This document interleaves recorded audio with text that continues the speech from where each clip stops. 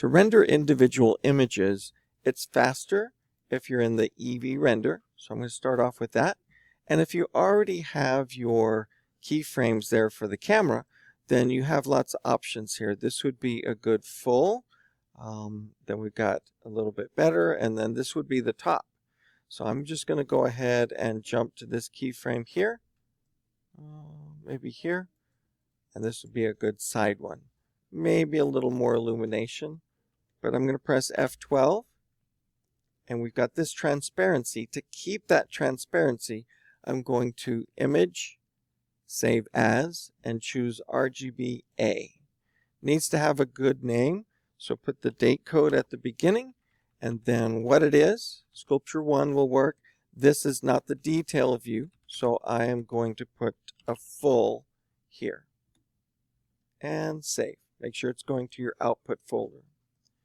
I need some more views, so like I said, the last one here is a good one. I'm going to press F12, and this one's going to be the top. With EV, it doesn't take any time at all. So I'm going to save this one and change this to top. This is important because you're going to upload the full one first. I'm going to save that image.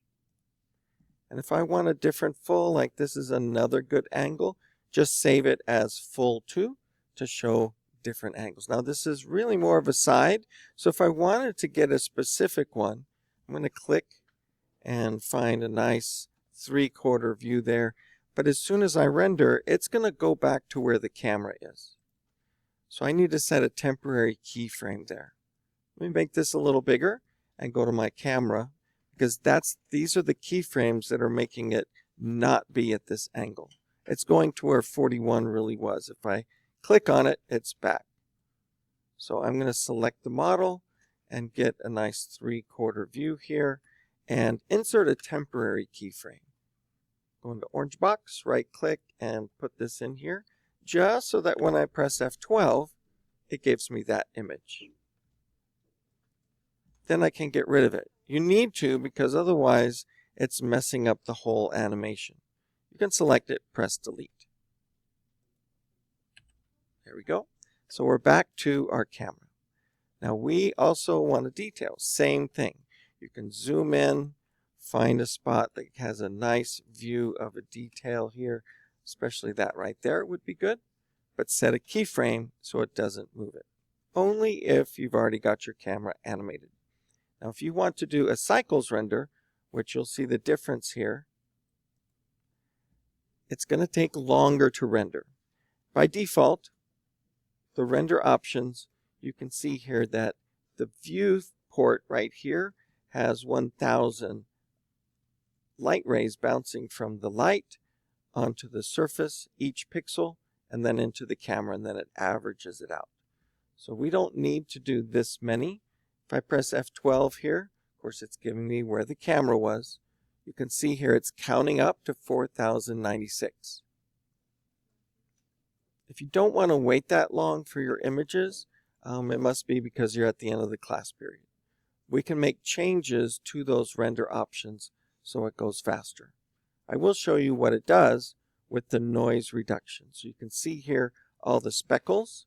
That is noise.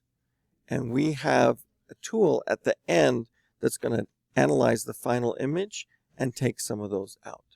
It's a little hard to see how many samples, but it's reached the end. It's doing the noise reduction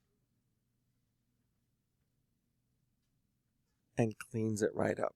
Much better image. But that took quite a while. We can make changes here.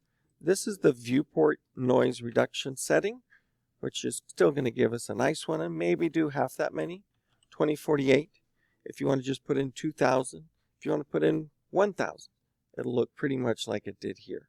So you can reduce that amount of time. If I press F12 again, it's going to count up to that 2048 much more quickly.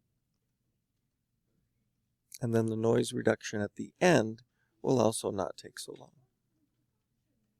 You can actually see that the last one took 44 seconds, and we're going to see how long this one takes. Depends on what else is happening on the computer, your lights, your glow, your reflections, all of those can slow it way down. This is taking quite a bit longer, but it didn't really. That's 29 versus 44. And the image looks very nice. If you want ultra high resolution, you could actually just change the numbers for your render here. For your output, you can see the resolution, 1920 by 1080. To get 4K, you don't actually have to change those numbers. You can just type 200% and it will double the size.